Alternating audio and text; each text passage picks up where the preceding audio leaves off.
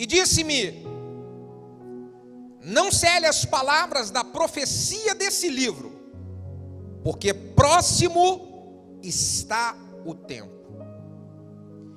Quem é injusto, faça injustiça mais ainda. Quem está sujo, suje-se ainda mais. Quem é justo, que faça justiça. E quem é santo, que seja santificado ainda mais. Eis que cedo venho, e o meu galardão ele está comigo para dar a cada um segundo a sua obra. Eu sou o Alfa e o Ômega, o princípio e o fim, o primeiro e o derradeiro. Bem-aventurados aqueles que lavam as suas vestes no sangue do Cordeiro, para que tenham direito à árvore da vida e possam entrar na cidade pelas portas. Mas ficarão de fora os cães, os feiticeiros, os que se prostituem, os homicidas, os idólatras e qualquer que ama e comete a mentira. Eu, Jesus, enviei o meu anjo para vos testificar essas coisas nas igrejas. Eu sou a raiz e a geração de Davi, a resplandecente estrela da manhã. Aleluia. Irmãos, nós já temos falado durante toda essa série sobre os acontecimentos desse momento, que são sinais de que nós estamos no tempo do fim. Vocês lembram um pouquinho quando nós falamos de Mateus capítulo 24, de todos os sinais que estão acontecendo? Eu quero que vocês lembrem um pouquinho de 2 Timóteo capítulo 3, quando o apóstolo Paulo fala para Timóteo dos tempos trabalhosos que serão esses tempos finais, e o que acontecerá, como serão as pessoas nesse tempo finais. Vocês se lembram da parábola das 10 virgens, onde 5 tinham azeite, eram prudentes, e quando a trombeta soou, se encontraram com o noivo, e 5 não estavam nem aí, e ficaram desesperadas, igual aconteceu aqui nessa dança. Desesperados, querendo ir junto com Jesus, mas não dava mais tempo. Vocês viram isso, e eu quero hoje dizer, nesse encerramento, o que vai acontecer com a igreja, o que vai acontecer comigo, o que vai acontecer com você, o que vai acontecer com nós conosco na hora que a trombeta soar. O que acontece conosco? Quero que você redobre a sua atenção para entender cada verdade que será exposta através da palavra de Deus aqui. A igreja, ela será arrebatada. E o que é o arrebatamento da igreja, pastor? Vamos ver o que a Bíblia fala sobre isso. 1 Tessalonicenses capítulo 4, a partir do versículo 13, acompanhe, para você entender a Bíblia, a palavra de Deus. O que a Bíblia diz sobre o arrebatamento? 1 Tessalonicenses capítulo 4, a partir do versículo 13, diz assim: não quero, porém, irmãos, que sejais ignorantes acerca dos que já dormem, para que não vos entristeçais como os demais, que não têm esperança. Porque se cremos que Jesus morreu e ressuscitou, assim também aos que em Jesus dormem, Deus os tornará a trazer com ele. Dizemos-vos, pois, isto pela palavra do Senhor, que nós, os que ficarmos vivos para a vinda do Senhor, não precederemos aqueles que dormem. Porque o mesmo Senhor descerá do céu com alarido e com voz de arcanjo, e com a trombeta de Deus, e os que morreram em Cristo ressuscitarão primeiro. Depois nós, os que ficarmos vivos, seremos arrebatados. Se alguém aqui crê que vai ser arrebatado, comece a dar glória a Deus. Seremos arrebatados juntamente com eles nas nuvens, ao encontrar o Senhor nos ares. Assim estaremos sempre com o Senhor. Portanto, consolai-vos uns aos outros com essas palavras. Nós precisamos constantemente falar sobre a volta de Jesus e o arrebatamento da igreja, uns com os outros, e falar para as pessoas que não conhecem de Jesus ainda: Jesus vai voltar. Precisamos falar isso. Como que vai ser esse arrebatamento? Eu quero aqui dizer algumas coisas. Quando o arrebatamento acontecer, o que vai ser? O arrebatamento da igreja vai ser o maior ato evangelístico do mundo. Por que vai ser o maior ato evangelístico do mundo? Porque vai se noticiar de uma maneira, de forma relâmpago, em todos os noticiários, internet, e pessoas que estavam no mesmo avião, algumas desapareceram em um prédio, em escritório, tinham 10 lá, 2 sumiram, ficaram 8, numa igreja, talvez num culto como esse, meu Deus, alguns somem, e outros ficam, meu Deus, e o que está acontecendo? Isso vai se espalhar e correr muito rápido.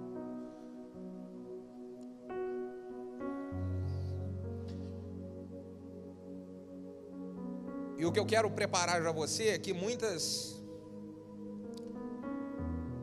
pessoas que são ímpias e incrédulas, principalmente a grande mídia, vai tentar camuflar o ato do arrebatamento, colocando uma série de justificativas, como por exemplo, uma delas. Já há algum tempo que tem se noticiado por aí dos cientistas estarem explorando outros planetas. Agora há pouco tempo saiu uma notícia dessa. Pousaram lá num planeta tal para ver se tem vida lá. Uma das possíveis alegações da grande mídia quando aconteceu o arrebatamento é de que extraterrestres invadiram a Terra e levaram um monte de gente. Justificativa deles. Um outro tipo de justificativa que pode se utilizar: o país tal que estava preparando uma bomba nuclear, soltou uma bomba nuclear, desapareceu gente. Outro tipo de justificativa: um vírus novo surgiu e as pessoas se desintegram do nada. Surgiu um vírus novo. O que acontece? Não sei, a pessoa pega o vírus e some.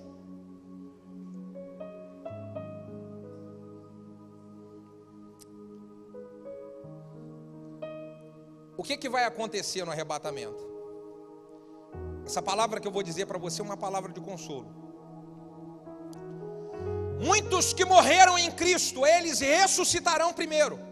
Aquele texto que nós lemos ali em Tessalonicenses diz: não quero, porém, irmãos, que sejam ignorantes acerca daqueles que dormem, para que não vos entristeçam, como os demais que não têm esperança. Gente que perdeu um ente querido e fala: ai meu Deus, o que aconteceu? Ele está dizendo: ei, tem esperança. Por quê? Porque se nós cremos que Jesus morreu e ressuscitou, assim também aqueles que em Jesus eles dormem, Deus os tornará a trazer junto com Ele. Então você tem um ente querido que partiu no Senhor? Eu quero que você tenha o seu coração cheio de esperança, de que no dia do arrebatamento eles vão levantar e ir junto com o Senhor e com a igreja. Olha o que diz a respeito disso. 1 Coríntios capítulo 15, versículo de número 51 a 54. Olha o que diz a palavra de Deus: eis aqui vos digo um mistério. Gente, o arrebatamento da igreja é um mistério. Eis que eu vos digo um mistério: na verdade, nem todos dormiremos, mas todos seremos transformados num só momento, num abrir e fechar de olhos, até a última trombeta. Porque a trombeta soará e os mortos ressuscitarão incorruptíveis, e nós seremos transformados transformados, porque convém que isto que é corruptível se revista da incorruptibilidade, e que isto que é mortal se revista da imortalidade. E quanto isto que é corruptível se revestir da incorruptibilidade, e isso que é mortal se revestir da imortalidade, então cumprir-se-á a palavra que está escrita: tragada foi a morte na vitória.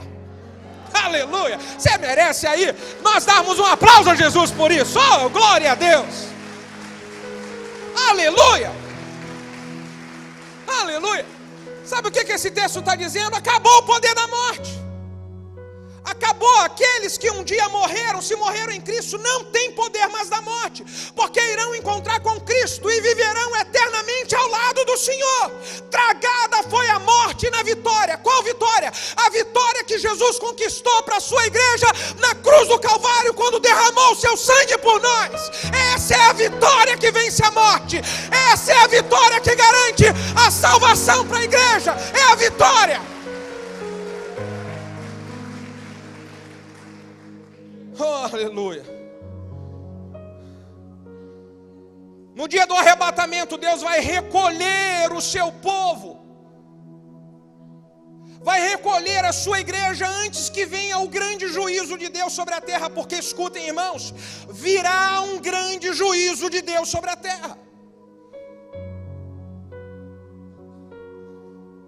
E antes desse grande juízo vir, a igreja vai ser arrebatada. Só que vai ser arrebatado aqueles que de fato têm um azeite e andam com a sua vida firmada nos princípios do Senhor. Arrebatamento significa arrancar com força, é tirar, é o Senhor vir e falar: a minha igreja vai ser recolhida, os meus filhos serão recolhidos, vou arrancar eles, porque o juízo de Deus virá sobre a terra.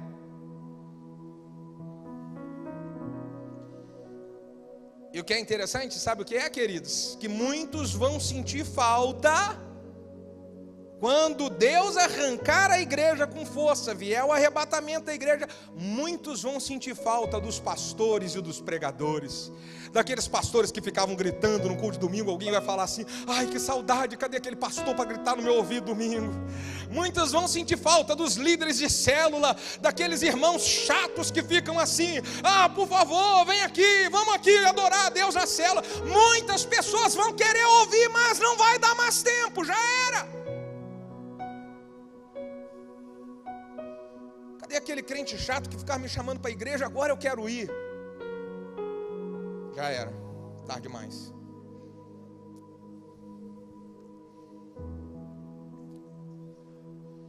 Quem vai ser arrebatado?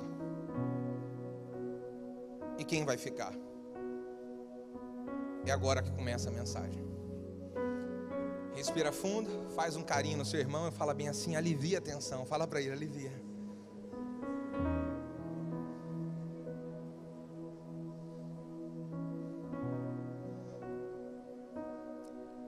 Irmão, serão arrebatados. Apocalipse 22, versículo 14 diz a característica daqueles que serão arrebatados e irão encontrar-se com o Senhor. Apocalipse 22, versículo 14 diz: bem-aventurados. O que significa a palavra bem-aventurado? Todas as vezes que você vê a palavra bem-aventurado na Bíblia, está dizendo feliz. Feliz.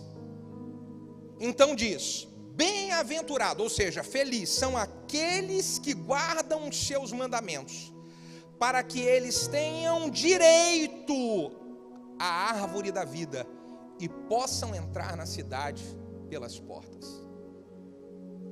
Se eu quero estar com Cristo no dia do arrebatamento e junto com a igreja do Senhor, eu preciso estar com a minha vida firme em Deus. Porque se eu não tiver com a minha vida firme em Deus, eu fico para trás. Irmão, vamos pensar uma coisa aqui, ficar para trás. Você viu o desespero dessas meninas aqui? Numa encenação, eu imagino, eu fico pensando um pouco o que vai ser o desespero. Eu estava compartilhando aqui hoje pela manhã, a última caravana nossa para Israel, nós viajamos para Israel. E aí eu e a pastora Valéria e os irmãos aqui da igreja, tinham alguns irmãos aqui junto conosco, Todo mundo ficamos em Israel, curtimos Israel, conhecemos lugares bíblicos, oramos, um tempo maravilhoso, conhecemos tanta coisa maravilhosa. Um dia você vai lá junto comigo, diga aleluia. Oh, vai lá, toma posse aí. Conhecemos lugares maravilhosos. E aí acabou o tempo, tinha que voltar para casa. Todo mundo arrumou a malinha, já tinha curtido, conheceu um monte de lugar maravilhoso, tal. Agora tão feliz que vamos voltar para casa. E quando a gente chega no aeroporto, todo mundo lá com a malinha, feliz que ia voltar para casa, ia dar uma parada em Paris, ainda dar uma passeada em Paris antes de vir para o Brasil. Diga aleluia, irmão, acho que você está com vontade de ir lá, hein? E todo mundo no aeroporto. E na hora que está lá na fila para fazer despachar a bagagem, completar o check-in, todo mundo foi, e o pastor fica por último, para ver as ovelhas todinha aí. Na hora que chegou lá, eu e a Valéria lá, ó, apresentamos a moça. Passagem de vocês não é para agora, não. Como? O voo de vocês já era muito cedo, vocês perderam o voo de vocês. Como, moça? Não tem mais, vocês perderam. Mas e eles? Eles vão, vocês ficam. Diga, ai. Irmão, que angústia. E os irmãos lá, pastor, tchau. E eu com aquele sorrisinho assim, tchau. Mas aqui dentro, que angústia de ficar. Que angústia. Que dor. Irmão, uma viagem. A angústia de ficar foi terrível demais. Tenta você lembrar um dia que você perdeu um ônibus, um dia que você chegou atrasado numa entrevista de emprego, um dia que você perdeu alguma coisa porque você marcou bobeira. Pensa só na angústia. Agora multiplica isso por 1000. Eu imagino que é esse tipo de angústia que muitas pessoas vão sofrer quando a trombeta soar, Jesus buscar a igreja e a pessoa olhar e falar assim: meu Deus, eu não fui. Meu Deus, eu não fui. Lembra o que nós falamos aqui na semana passada?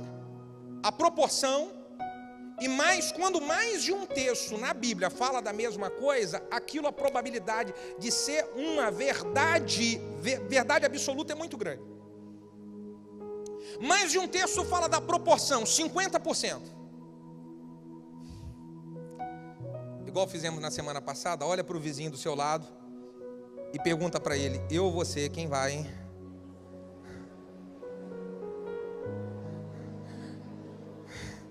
Calma, alivia.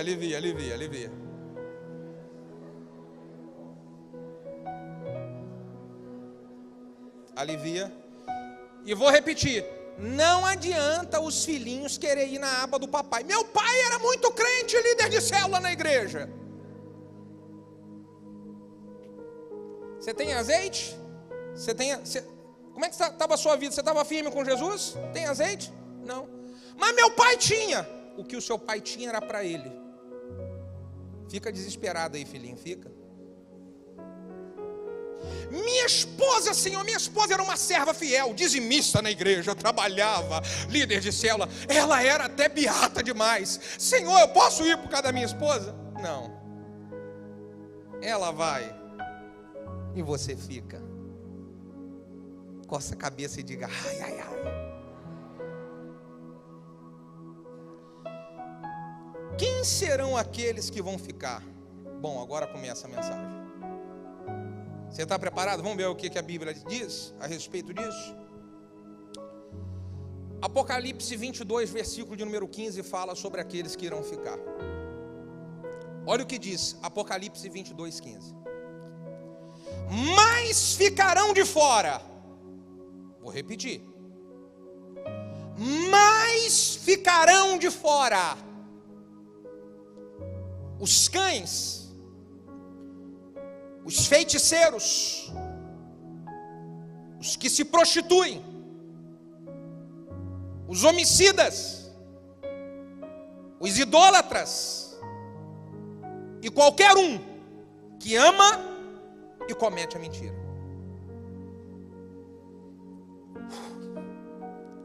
Vamos falar sobre cada um desses? Vamos lá. Primeiro, quando diz que ficarão de fora os cães, não é o cão, o cachorro. O meu cachorro lá, o nome dele é Duque. Não é o Duque que vai ficar de fora. Quando diz que ficarão de fora os cães, é porque naquela época os judeus, eles usavam o nome cão para colocar como se fosse a identidade de uma pessoa. Era um termo pejorativo que eles utilizavam para se referir a alguns gentios impuros. É mais ou menos como nos dias de hoje, se você pega, por exemplo, uma pessoa que ela é esperta demais, ela é boa de negócio, como diz por aí, né, dá nó em pingo de éter, o cara é bom demais, safo pra lá, aí você fala, rapaz, qual bicho que você fala que o cara, rapaz, fulano é uma águia, né? Quando você fala fulano é uma águia, porque é um cara que é habilidoso para dar nó em pingo de éter. Quando se diz aqui os cães, era a ilustração de gentios impuros, pessoas que se metiam cada vez mais em sujeira, imundícia, não tinha temor nenhum a Deus, temor nenhum, em tudo aquilo que não presta a pessoa envolvia. É o que diz aqui, o texto. Do versículo de número 11 do capítulo de número 22, que diz assim: quem é injusto, que faça injustiça ainda. Quem é que está sujo, que suje-se mais ainda. Quem é justo, que faça justiça ainda. E quem é santo, seja santificado ainda. Então, eles diziam de que a pessoa que ela estava suja, quando ela recebia um ensinamento, uma palavra como essa, ao invés da pessoa, ela mudar de caminho e falar, não, eu não sou isso. Eu não sou um sujo, eu não sou um impuro. Talvez eu estou aqui por um momento, mas eu não sou isso. Então, quando diz que aquele que é sujo, suje mais ainda, é que o cara que ele sabe que ele não é uma pessoa ímpia, ele vai, recebe uma palavra como essa e vai se sujando cada vez mais, se metendo cada vez mais em coisa errada, e vai mais, e alguém fala, ei, acorda, e a pessoa não está nem aí, porque quem é sujo, suja-se mais ainda. Mas quem é limpo e está na sujeira e recebe uma palavra como essa, fala, eu não sou disso, então eu vou sair disso, porque eu não sou disso. Quantos estão entendendo, digam amém. Ficarão de fora os cães. Os cães também eram considerados, essas pessoas que eram sujas e se metiam cada vez mais em coisas que desagradavam a Deus, como pessoas irracionais, pessoas que não pensavam. Então, quando você olha uma pessoa que vai aqui se afundando cada vez mais e fazendo coisa errada e fala, meu Deus, você não pensa, indivíduo. Meu Deus, você não está conseguindo parar para pensar que você está destruindo sua vida, você está destruindo sua família, você está destruindo seu casamento, você está destruindo e atingindo o futuro dos seus filhos. Você não pensa, rapaz. Cães irracionais, não pensa. E tem gente que está se autodestruindo. Todo mundo vê que você está se autodestruindo, menos você. Cão irracional. Está na cara que você está se autodestruindo, indo por esse caminho perigoso, está na cara.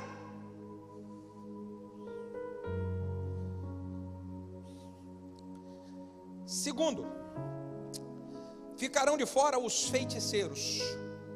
O que são os feiticeiros, pastor? Os feiticeiros são aqueles que praticam feitiçaria. E aí, feitiçaria, existe várias linhas da feitiçaria. A feitiçaria envolve invocações a demônios. A feitiçaria, ela envolve trabalhos que são feitos, às vezes, com voodoo. Você sabe um tipo de feitiçaria que muitas pessoas acham que é tranquilo? Um tipo de feitiçaria que, se você der uma olhadinha, tem alguns crentes que estão fazendo a feitiçaria. Simpatia, patuá. Você guarda um patuá lá na sua casa, na sua carteira. Sabe como é que é o nome disso? Feitiçaria. Você sabe um outro tipo de feitiçaria? consulta ao horóscopo. Como é que uma pessoa que serve a Deus, ela vai olhar o que vai acontecer na vida dela consultando o horóscopo? Sabe como é que é o nome disso? Feitiçaria.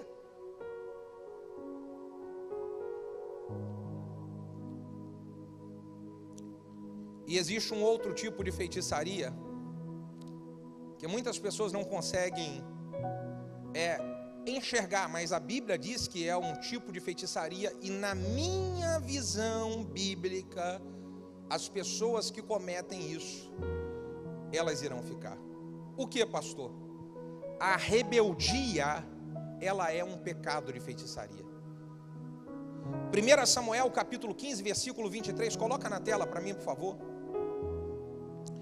A Bíblia diz em 1 Samuel capítulo 15, versículo de número 23, de que a rebeldia, ela é para Deus como um pecado de feitiçaria. Porque a rebeldia, ela faz Deus lembrar do que Lúcifer fez. O que Lúcifer fez, que levou 1/3 dos anjos com ele, foi primeiro a rebeldia é individual, é com uma pessoa. E aí essa pessoa que ela dá vazão à rebeldia, para ela agir com rebeldia, ela entra no segundo passo, mais perigoso ainda, que é a rebelião. Foi o que Lúcifer fez. A rebeldia é individual, a rebelião é quando um rebelde leva outros com ele. É por isso que qualquer tipo de rebeldia e sinal de rebelião na igreja, o crente tem que ficar de olho aberto. Não existe nenhuma justificativa para rebelião em uma igreja. A rebelião lembra a Deus de Lúcifer.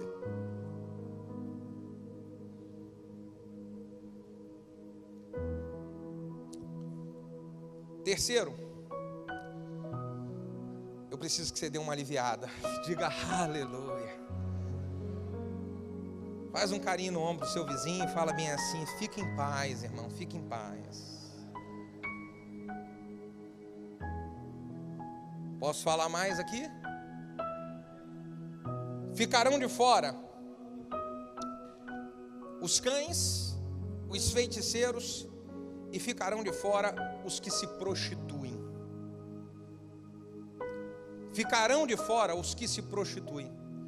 Eu acredito que em nenhum outro tempo da história, talvez nos tempos de Noé, a Bíblia diz que nos tempos de Noé o negócio era muito complicado. Nos tempos de Sodoma e Gomorra também o tempo era muito complicado. Talvez difícil de se comparar o tempo de hoje com o tempo de Sodoma e Gomorra, o tempo de Noé. Mas nós precisamos olhar o que a Bíblia diz, de que aqueles que se prostituem ficarão de fora. Em nenhum outro tempo teve tão facilmente o acesso à pornografia igual tem hoje.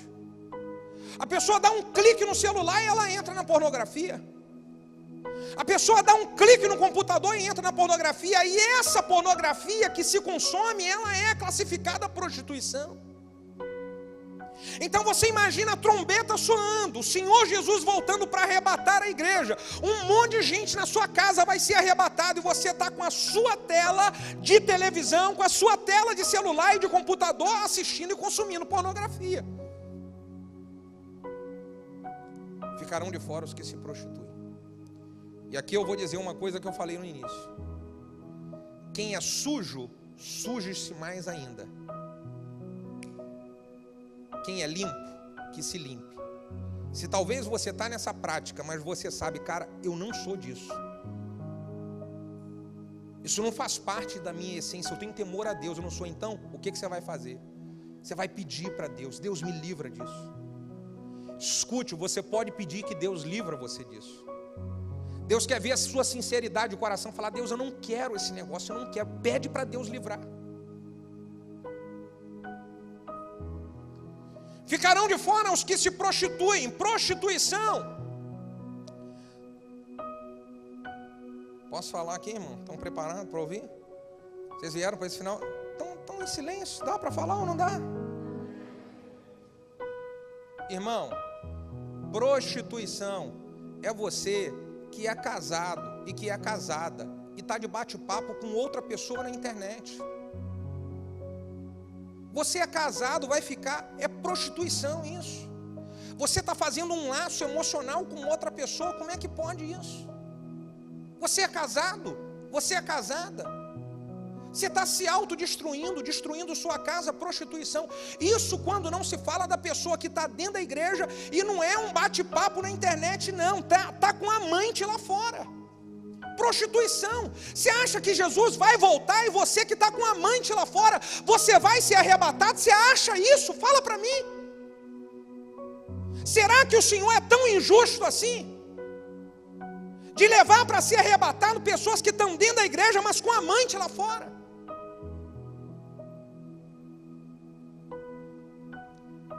Ficarão de fora os que se prostituem. Sabe o que mais é prostituição? Pode falar aqui, gente, diga aleluia. Mas que aleluia baixinho. Prostituição, casalzinho, adolescente, jovem ou até adulto, sexo à vontade, fora do casamento. Sabe como é que é o nome disso? Prostituição. Porque você faz sexo com uma hoje, depois com outra amanhã e depois com outra amanhã. E se você está fazendo sexo antes do casamento, o nome disso é prostituição. A igreja vai subir no arrebatamento, quem está em prostituição vai ficar. Então não vai nessa onda por aí de um monte de gente falando de amiguinha falando, não, é normal, é normal. É normal na hora que a trombeta soar, a gente vai ver o que é normal. Então a mesma coisa que eu falei para a questão da pornografia, olha, eu não sou disso, eu não aprendi sobre isso. Então conserta, muda. Uns 3 anos atrás, eu falei uma mensagem mais ou menos sobre essa. E um casal de namorados veio me procurar no gabinete e falar: pastor, nós temos temor a Deus e a gente estava nessa prática. Mas nós viemos aqui no seu gabinete para falar, a partir de hoje, a gente parou com isso. E a gente só vai voltar a fazer sexo o dia que a gente casar. E hoje, estão casados. E bem casados. E quando a trombeta soar, vai todo mundo se arrebatar, diga aleluia. Então conserta.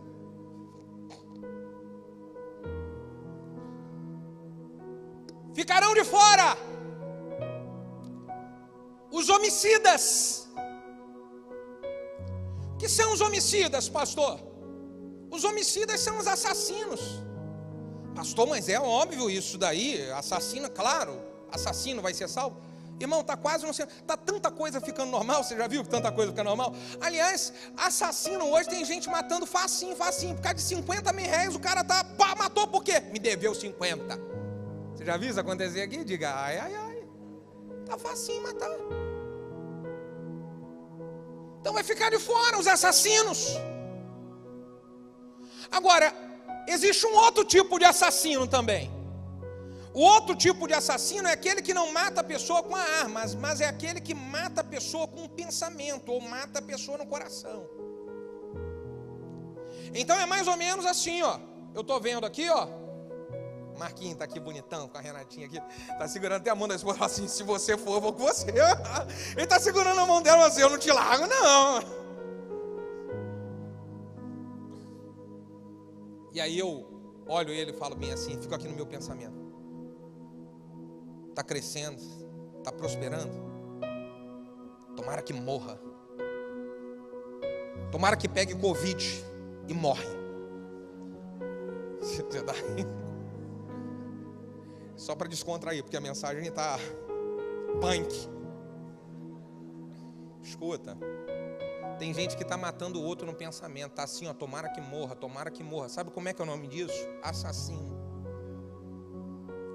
O outro tipo de assassino que não mata com arma é aquele que fala bem assim, ó: ô Ricardo, tudo bem? Você e o Marquinhos eram tão amigos, irmãos na igreja, aleluia, junto. Como é que tá aí você e Marquinhos? Tá bem lá, aquela amizade boa de vocês? Aí o Ricardo fala bem assim: Marquinhos morreu para mim. Como assim? Ele tá vivo. Para mim ele morreu. É mesmo assassino. Diga ai, ai, ai.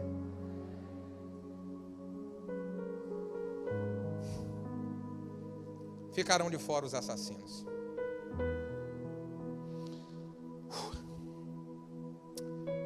Ficarão de fora os idólatras. E o que é a idolatria? A idolatria é tudo aquilo que a gente coloca no lugar de Deus. Você pegar e cultuar uma imagem e adorar uma imagem como se fosse Deus, o nome disso é idolatria. Você colocar qualquer coisa no lugar de Deus e valorizar isso mais do que Deus, o nome disso é idolatria, e ficarão de fora. Falei desde a primeira mensagem: amo minha esposa, amo meus filhos, amo minha mãe, amo. Mas escute, acima do amor que é grandioso demais que eu tenho por eles, é o meu amor ao Senhor. Por que você está falando isso, pastor? Porque existem pais que idolatram os filhos. Você coloca o seu filho no lugar de Deus. Então, se o seu filho falar para você assim: não quero mais ir para a igreja, você não vai mais. Existem mulheres que idolatram os maridos. É para você honrar o seu marido e não idolatrar ele. Existem maridos que idolatram a esposa. Então nada pode ficar no lugar de Deus, porque se ficar no lugar de Deus, isso é chamado de idolatria. Alô, tem alguém aqui? Você quer ver um outro tipo de idolatria? Eu falei que eu não ia falar isso aqui hoje de manhã, eu falei, na noite não vou falar, não vou falar não. Não vou. Fala. É porque eu vou falar de uma coisa boa que aconteceu essa semana aqui para os flamenguistas. Pode falar? Aí, ó. Faz esse uhul aí a trombeta toca e Jesus vai falar assim: ah, meu Deus do céu.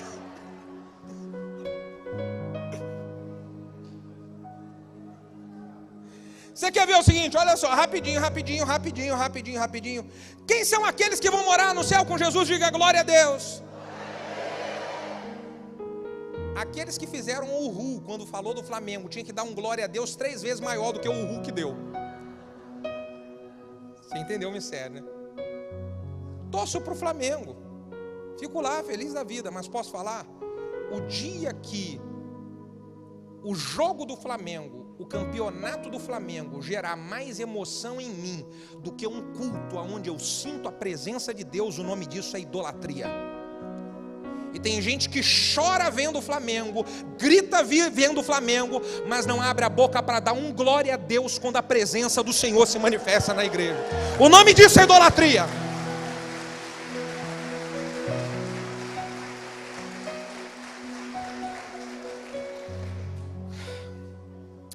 Faz um carinho no ombro do seu vizinho, fala bem assim: eu estou amando você ouvir essas coisas. Fala para ele.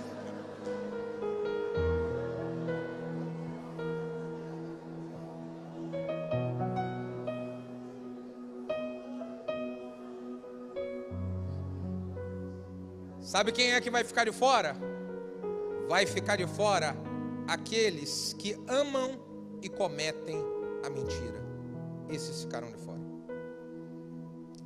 Aqueles que amam e cometem a mentira. E, irmão, vamos falar aqui na boa? Existem pessoas que vivem uma vida de mentira. Vivem. Quando diz aqui aqueles que amam, tem gente que a vida da pessoa é uma mentira. Então vai ficar de fora. Você quer ver um exemplo? Não é que falou aquela mentirazinha aqui. Escuta, nós pecamos, nós somos falhos. Aqui o pecado. Agora a prática, viver nessa prática, viver uma vida mentirosa.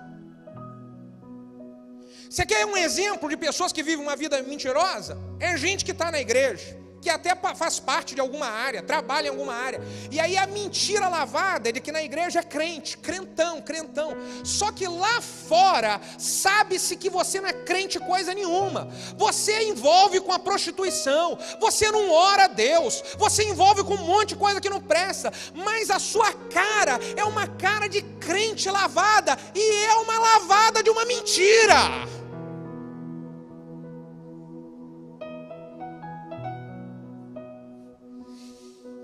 Diga aleluia.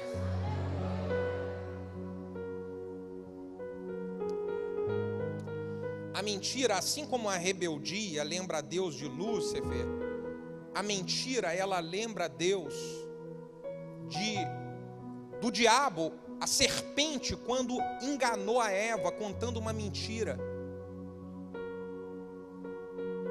a serpente entrou com uma mentira, e aí Deus lembra disso. É por isso que a Bíblia, ela chama o diabo de o pai da mentira.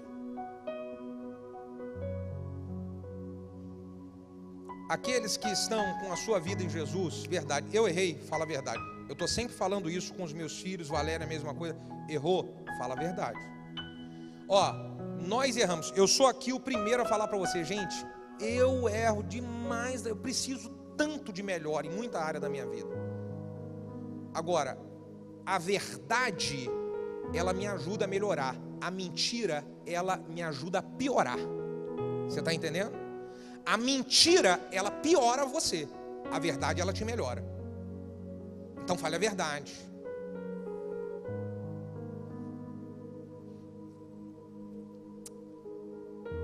E aqui diz: ficarão de fora os cães, os feiticeiros, os que se prostituem, os homicidas, os idólatras e qualquer que ama e comete a mentira.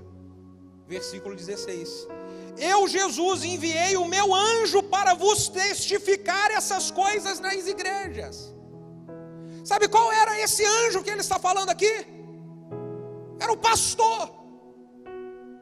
Era o pastor. As cartas do Apocalipse eram direcionadas ao anjo da igreja. É aquele mensageiro que eu coloquei na igreja. Então, conforme eu falei no domingo passado, a hora que a trombeta soar, ninguém que está aqui nessa igreja poderá dizer para Deus: eu não fui avisado. Ninguém. Ninguém vai ter essa justificativa diante do Senhor. Ninguém. Eu vos enviei o meu anjo para vos testificar essas coisas nas igrejas, pois eu sou a raiz e a geração de Davi, a resplandecente estrela da manhã.